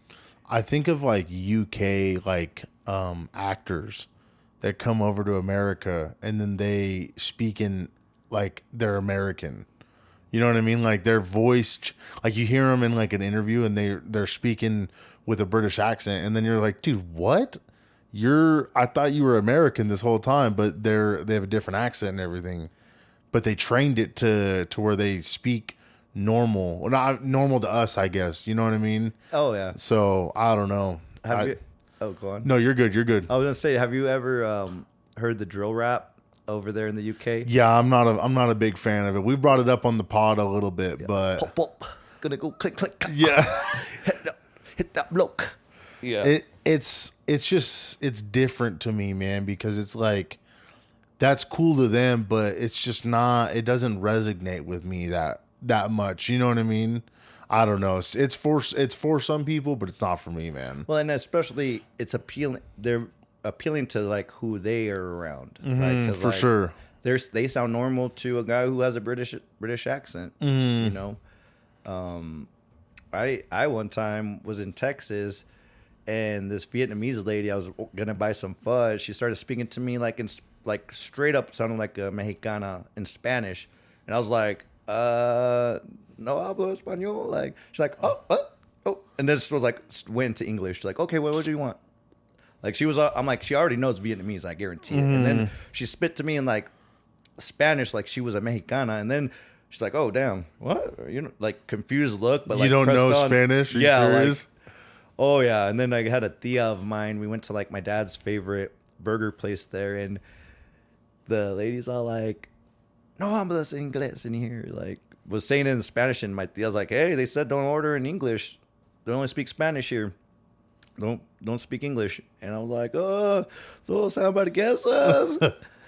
And I was like trying to, and she was just shaking her head. I'm like, oh, okay. You know, that's humility. You got to be able to be submissive to humility, because you're going to grow from it. For sure. You know, next time I go to that burger joint, I'm going to spit it so quick that they're going to be like, oh, all right. They don't even know what you said at first. You know, because it's expected of you. Yeah. You know, you're a brown looking kid with a whole name like Jose Luis Viramontes. You need to know Spanish. Hey, things happen in life. I'm catching up, all right? That's funny, man. I was a super duper senior, and it took me 5 tries to pass my journeyman's test. I'm a slow learner, but I'm a consistent learner. No, okay? I get that, and I'm man. going to get there. I get that for sure, man. Do you got any questions for me then? Yeah, I've you know, loved your guys' names on your podcast, because like the Golden Boys, the Collective, like those are really good names. And I was always thinking, like, my family used to call me a golden child, and I used to think, I'm like, who's the golden child of the Golden Boys? You know, who is I listen to you guys, and you guys are just so well-rounded with each other. You guys are really connected. It took a lot for us to grow like that, man, because we've always had the struggle of, when we're bullshitting, like doing what we normally do, of talking over each other. That'll never change, I don't think. Like getting it down to like, oh, we're not interrupting each other. You know what I mean? But as us being who we are, like we've grown, and even the studio time that we've done together, this is just from my personal opinion, like we've all grown, and those are some of my best friends now. No, and like when I first started with them, it's like the only person I really knew, like coming from, because I grew up in Mountain Home, so the only person I knew was Seto, and he grew up in Mountain Home. But then he moved up here before I did, and then I moved in to Red's cousin's house, and I met Red through his cousin, and then me and Red became tight. And then when the three of us decided, hey, let's start making music together, I met Cody from Seto. So it's like everybody knew somebody somehow. But then now, and then obviously Gavin, he's on the press box with us. I've known Gavin since I was 4 years old. That was my first like best friend since I've been in Idaho. And me and him are still rocking strong. You know, I would say 21 years now that me and him have known each other and been boys. Dang, and not too many people can say that. That's what I'm saying. So it's like I take pride in having the people around me, like even like you guys at work, or anybody that we work with together out, like for the union. I take pride in knowing everybody, because everybody brings a different aspect to my life to help me, or for me to help them in any way that I can. Obviously, everybody's ahead or whatever, because I'm still going through school and whatnot, and a lot of people are journeymen, and they're like, oh, well, they can't learn nothing from an apprentice or whatever. But it's like you can still learn, but are you going to accept that you're going to take advice from an apprentice? You know what I mean? Some shit like that. I'm not saying I'm better than nobody or nothing from, oh, you can learn from me, but it's like, I just try my best to help anybody that I can, man. And that's good that you say that, because I kind of take what I can learn from my grandpa, then I take it to you guys who are moving a little quicker, and then I take what I learned from you guys and then take it to my grandpa to move a little bit, like, hey, man, this is how we do things. This is a email address. You know, and you combine them, like, because you can move. Sometimes you do got to move slower with the young cats, because they're going too quick, and they know, like, you got a quick head, you can do numbers. I'm still counting on my fingers while you're like, this is this much. I'm gonna get it. myself, Kaiser, before we With get me, okay, and we double. once me and you got put together, like we've worked together a little bit in the past, but it was Yeah. me not knowing shit. Like you, like what you said to me before, just like, dude, you come a long way since me and you working with Rob, and you're holding my ladder, making sure Yeah. that it stays stable. But now it's like we're in like a partnership. Like obviously, like whatever you tell me to do, I'm gonna do it because you're my journeyman. You know what I mean? But I'm gonna help you in any way I can, dude. If that's numbers or measuring something or doing whatever you need me to do. Yeah. But that's how me and you get along with each other. You know what I mean? We're both assertive, yeah. And I know that, like I said, you're going to go a lot further, in ways than me, and that, in ways that I'm weak in, you're strong in, and then we both combine the strength and weaknesses, like I was talking about, and we get things done. I we might fuck up, but we're gonna make it right. Let's just say that. But we got 30 years of like to not fuck up, but like we're gonna be able to know it by like the back of our hand, like whether it be an 80 or the new ID1s that are being built, we'll have some sort of knowledge to pass down to others. And I think we have to like show people you got to be assertive. I gotta show an example. I'm never gonna ask you to do anything more than what I do. I'm never gonna have you, hey, you got to do this. I like how we double check each other, because like, dude, sometimes I second guess myself. Sometimes you can't always just know all. And that's why I say, like, humility, dude, you got to, like, step back and, like, if you're wrong, you're wrong. Like, oh, for sure. For dude, sure. Because if you're working together, instead of, like, insulting, or, saying you ain't shit, saying, like, because, like, if you get told you ain't shit and then you go home, I'm not saying you get told you ain't shit when you go home, but I'm speaking as a broad. Like, there might be, men that are getting told, like, by their women, you ain't shit. So then the man might start thinking he ain't shit. Yeah, for sure. Oh, you ain't shit at work. I ain't shit. Maybe everyone's right. I ain't shit. So, that's why I'm always like, I'm just speaking the truth. You guys do a good job. You guys know a lot. You guys, I give credit where credit's due, because I know I never had that. And, I was, they were telling me, oh, you're this, you're that, fucking the tooth, all this shit. I'm like, motherfucker, like, I know my abilities and what I'm capable of and what I'm working towards. And it shows in my work. Like, it shows in anything I do. I could go anywhere, and, it might be difficult at times, but I'm ready for the challenge. And that's the thing about, going back to God, is like, I'm never scared. And once you start living in not being scared, intuition and all these numbers start to work with you. Dude, I was, like I said, I didn't know a measuring tape. I was horrible in math. I'll tell you a story. My niece one time had some second grade homework, and I was like, oh, we have movies. And she's like, well, Mom said I have to do this homework first. I'm like, man, the movie's going to start soon. I did a bunch of her work for her. I'm like, yeah, just write these numbers down. And then she got the paperback, my cousin did, and she's all like, D, you did all this wrong. We're like, what the heck? And then it's like, Joey did it. And I was like, oh, I'm like, you know what? I was in a hurry. She's like, you can't do second grade math. I'm like, well, obviously not. Damn, dude. I was like fucking skinning trailers, putting tires on trailers, being a knucklehead, being on the underside of Caldwell, the things that Caldwell gets profiled about, And that's why I stopped doing a lot of that stuff, because I didn't want to be the same contributor to how people think Caldwell is. Yeah, Caldwell's rough at times, has rough patches, but like now we're like getting up to where now Boise people come over to Indian Creek Steakhouse, and I can't get a table. Yeah, everyone's chilling over there at the Indian Creek. You just see all the plates. It says 1A, 1A. Yeah, 1A. yeah. And that's good, though, because it boosted our economy. Because when I was growing up, we had a porn shop, and it was a King's department store.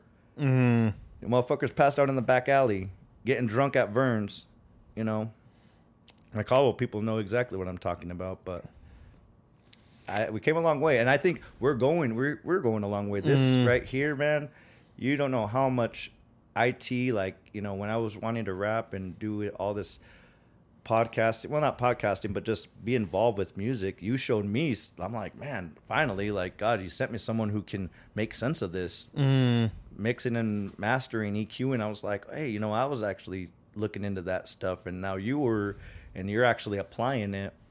I've come a long way, but I have a great teacher in it, man. Cody Morgan is he's special, man. I'll say that right now. That fool is he's gonna go as far as he wants to go, dude. And that's my mentor in all this, man, to be honest. Good. Not necessarily the podcast side, just because it's just us. It's just literally just me hitting record and going with it. But the music side, he is definitely my Qui-Gon for sure. So, what's your definition of the collective? Before I answer that one, going back to who's the golden boy. Oh yeah. Who is the golden child? I'm not gonna say that any one of us is the golden child, just because without Red or without Seto, Cody, or Gavin or myself, I don't think any of it would really run as smooth as it does. So all of us bring that energy that the next person needs, just because of the synergy that we all have. And then going into the next question is the collective. We were the Golden Boys, but something about us changing to the collective, it just made so much sense, because we're all working toward the same goal of having my grandkids or their grandkids not have to worry about anything, like having a good upbringing to where, oh, you know what? I don't want to go to work today. I don't have to. I don't need to go record a podcast today, because I've got 5 more ready to drop today if I want to.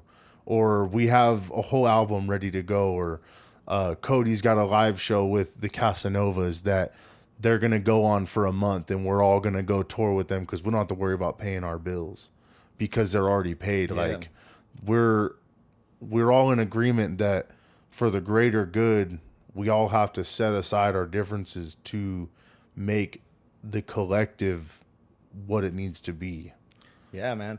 And I think you're going to be with that mindset, with all you guys on the same page. I listened to the collective, the first episode, and the way I got so much information from just like mixing, I was like, hey, you know what? Like, it's, you guys just got something special here. And I'm glad I'm a part of just today. I know,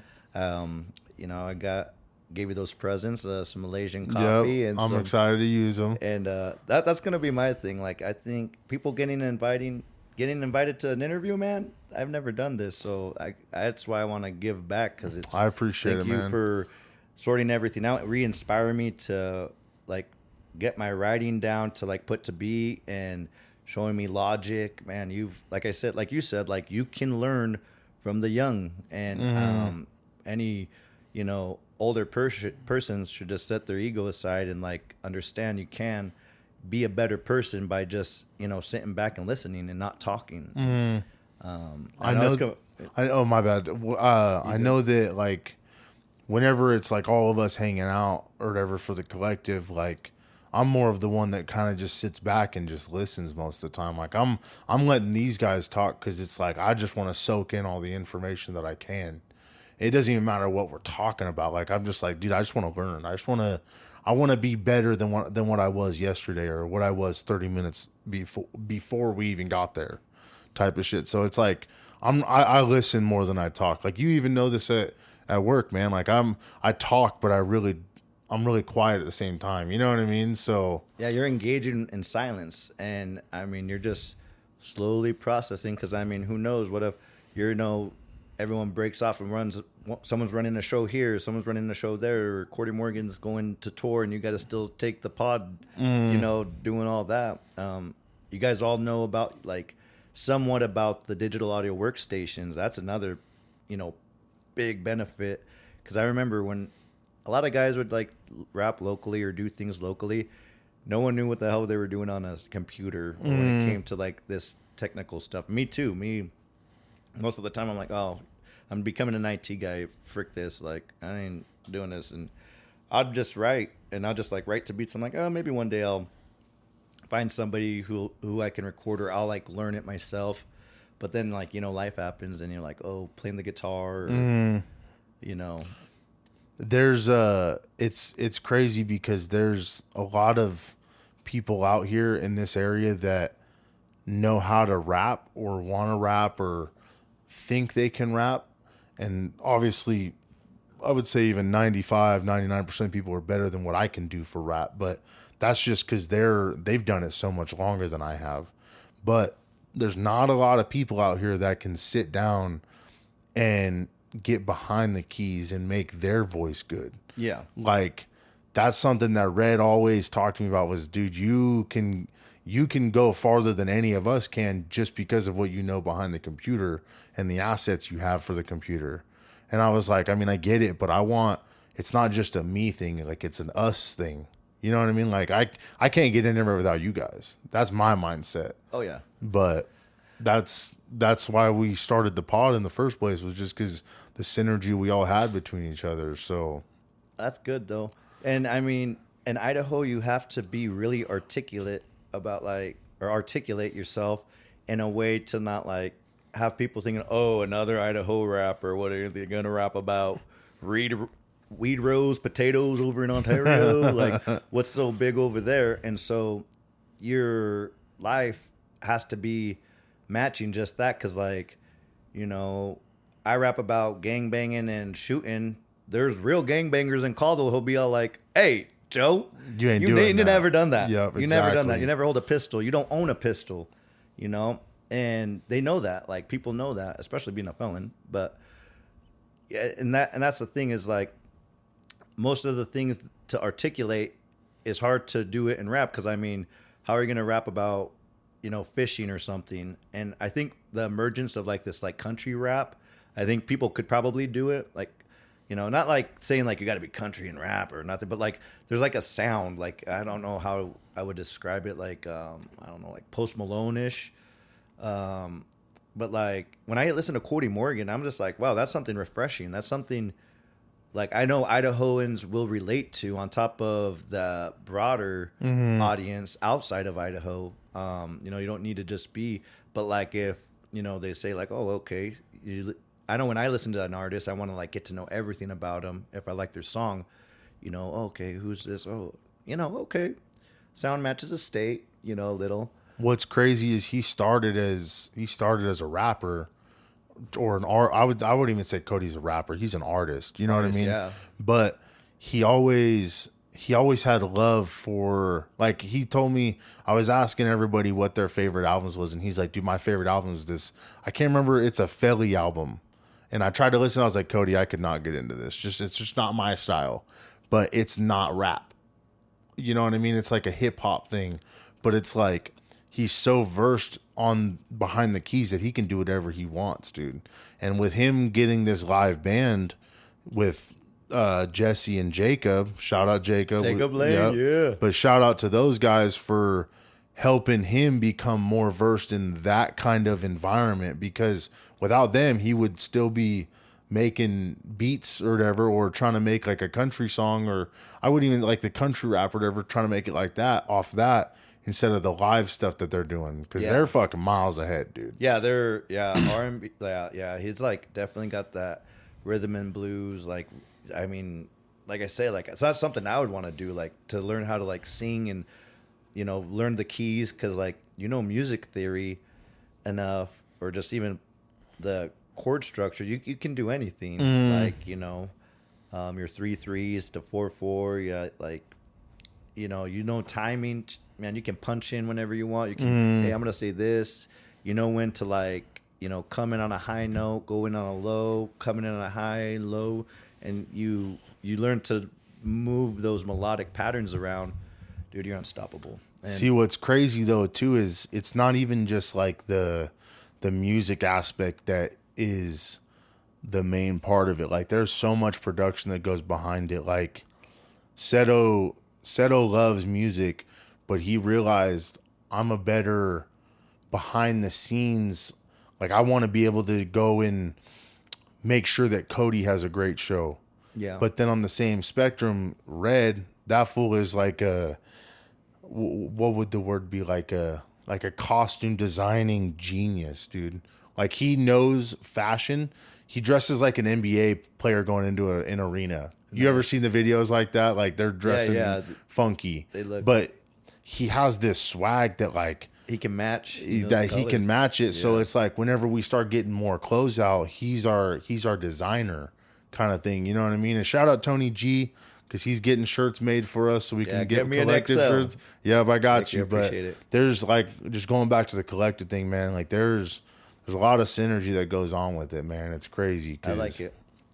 Yeah. And that's exactly what you guys are, a collective. You guys are all working together. You guys are all in it for the common goal. And I think, like I said, like I hope you inspire others to come seek you and like, oh, hey, can you do this? Or I was looking for this, because I mean, you did it for me, and I'm sure someone else, like, you know, I saw Jacob, like I kept hearing him about Cody Morgan and doing all that. That was a little inspiring for me. Like, you know, these little mustard seeds get planted, and you know, I don't believe in coincidences. And I'm like, you know what? The craziest thing is I didn't even because I was telling Cody about Jacob. Yeah. I was like, dude, I have a guy that I work with that is a badass guitar player. And I didn't even like set up nothing, dude. It just happened because Jacob did a guitar over Cody's song and sent it to Cody, and then they linked up. And I was like, dude, it's just crazy because I know both of them, but then they linked up on their own. You know what I mean? Like, it's just synergy, bro. That's all it is, man. Yeah, I'm glad we got that vibe. And man, I vibe with Jacob because I was in high school with him, and I used to see him on stage. I know he didn't know who even I was, but I always wanted to like, man, how can people just get up there and say stuff? And I would like make raps to like Cottonmouth Kings, you know, ICP. I was like, you know, eclectic in my like rap. I not only did I like that, I like the Chicano stuff, I like the black stuff.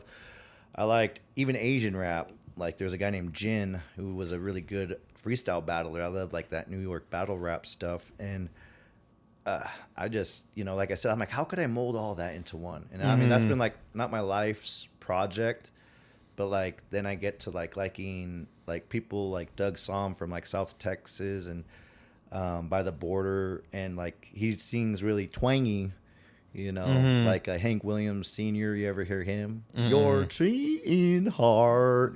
I like that. I mean, I love that stuff. That's like my ear candy that, you know, living with my grandpa. I mean, throughout the years, I've always listened to that. And so I've always listened to it, and it's been stuck in my head. So I'm like, what can I do with that? And like bury it in hip hop and to kind of like inspired to something, you know, and those are just my thoughts throughout my years of living to kind of work with music in some way. You could invent like a whole different style of rap. If you think about it, like throwing everything together that you like, it could be a whole different way of fucking doing it. Yeah, and that's how like Posty, like man, Post Malone. I mean, he was just at the Indian Creek Steakhouse. Like, his first name was like Leon Da Vinci. Have you ever seen that? The music video or whatever. And he's like in like hot, yeah, he's like.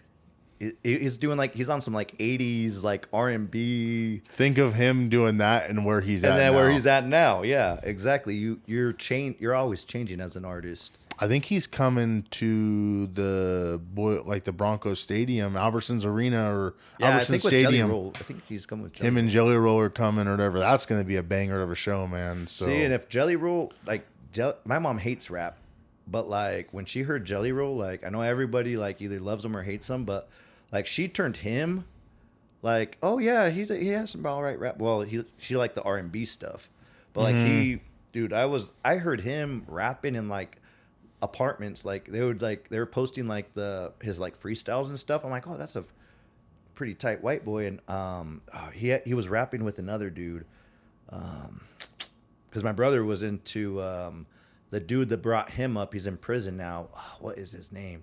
But it's kind of like country rap, but it's like southern rap. I think I could be wrong. Don't quote me on this, but I think he signed to Tech Nine, like Tech Nine's record label, or he might be or might not be. But I know that he's done a lot of work with Tech Nine, and Tech Nine's one of the pioneers. Dude, he's like, oh man, he's independent pioneer. If you have a song with Tech Nine, dude, then you've done a lot more than a lot of other people can say. Yeah, and Tech Nine though, he's very like out there to like bring other people up, man. I remember over here for a concert, it was Tech Nine, ICP, Bone Thugs and Harmony, and Cottonmouth Kings. Dude, that show, all of them like made a song together too. That's like that they did at the end or whatever. They did at the end, and it was all of them spitting, and that was something big back then, like underground. Like, it wasn't like, you had to like really know about it. And it was actually before Facebook. It was when I was like in high school, like, and we all went, got faded, and dude, it was like dope. And oh yeah, Tech Nine, like I said, it was just like those times were really good if you were a Tech Nine fan, because he just barely came out with like his first 2 albums, and then he ended up being the headliner. He ended up being the guy bringing everybody else. He's definitely on the collective side of it too. Is like he puts everybody on, dude. Anybody that he's obviously you can't put everybody on, but like the people that he sees potential in, not even to make him money, but to make themselves money. You know what I mean? Straight up. He signed an old rapper named X-Rated who went to jail, who went to prison because I remember watching the America's Most Wanted with John Walsh, and he was rapping about how he killed all these people and they were like on the run and they get him busted. And that's his actual X-Rated real name? X-Rated, yeah. X-Rated Brother Jim Lynch. Walsh? No, John Walsh was the guy who did America's Most Wanted. It was a TV program where they would be looking for criminals. Oh, okay, yeah. And they would have warrants back in like the 90s and 2000s. And I remember like, I'm like, oh, wow, that's actually a good rapper, because I mean he's rapping about really what he's doing, and that's how I got into X-Rated. And then I heard Brother Lynch, and Brother Lynch is just something else. Yeah, dude. And but they were on they actually Black Market Records. Oh, okay. Yeah, ever heard Black Market by the Black Market record artist, and that was like Brother Lynch, X-Rated, and a few other people. That's some grimy stuff. Okay. Grimy stuff. Just a few years ago, Tech Nine came out here to the Revolution. Yeah, it's off State Street. Yeah. And X-Rated was at that show. And he just got out, probably. Just got out, dude. Because he said the thing. He's like, I just got out a few weeks ago, and I already have an album ready to go. It's like, dude, you've been working then.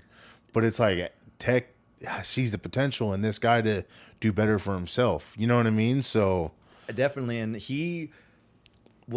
I think Mac Dre did it too, but like they were like recording albums through the phone onto I think an interface or something, and they would record them over beats, right?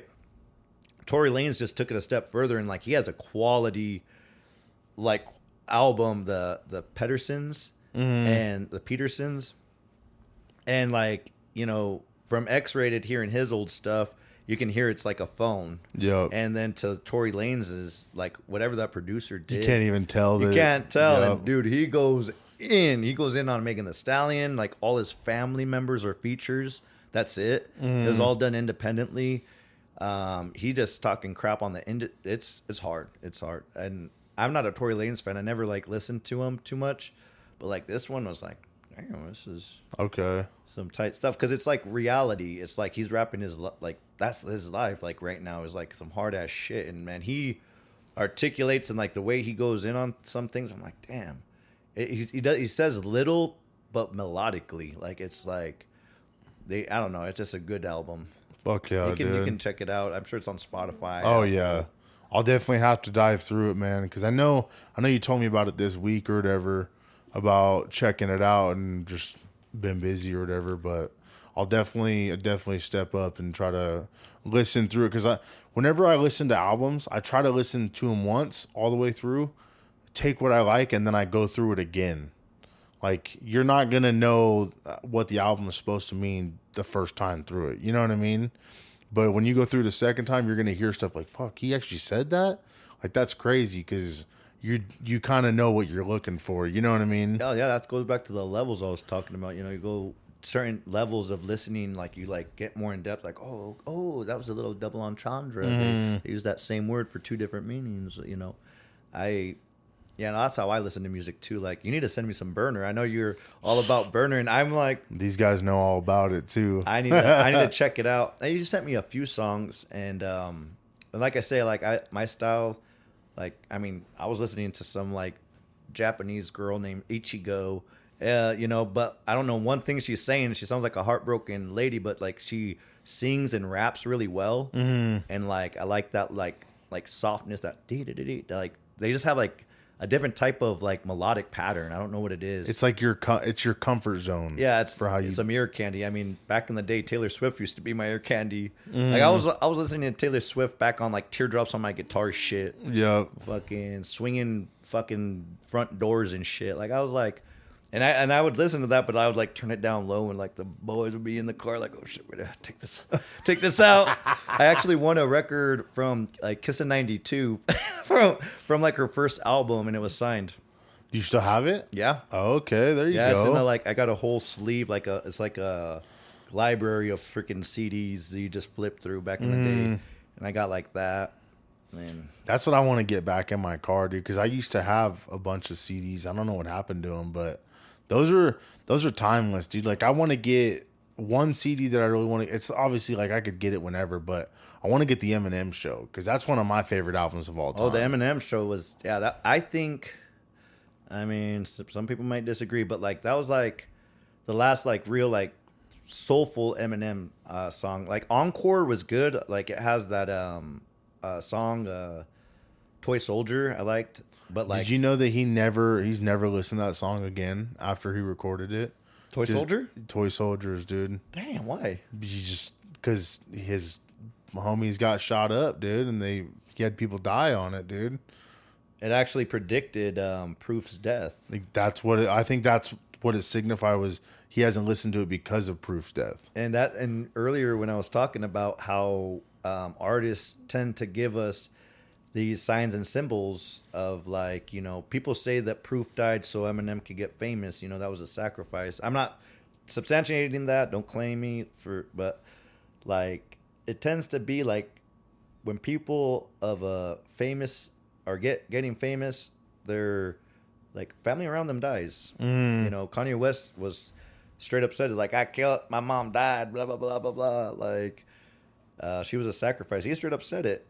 He's, you know, and it's like a pattern, like I said. And I feel like the new Eminem, he's good, but I just don't get the same feeling I did when back in like the early 2000s. I definitely agree with that. Like I'm a big Eminem guy, but some of the songs, it's like, dude, not saying to hang it up, but it's like be more, not creative, but like more selective, I would say.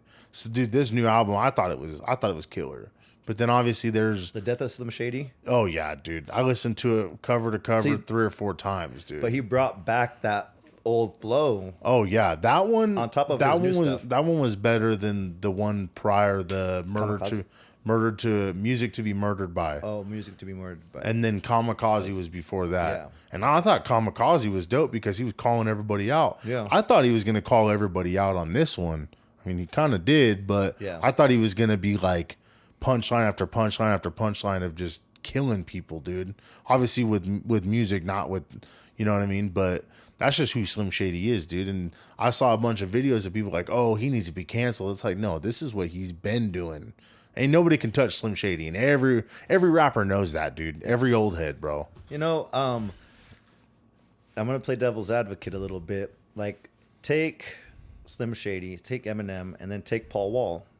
You know, you got Eminem had a hard time breaking into like the black culture and to like be accepted. Has to a guy like from Houston, Paul Wall.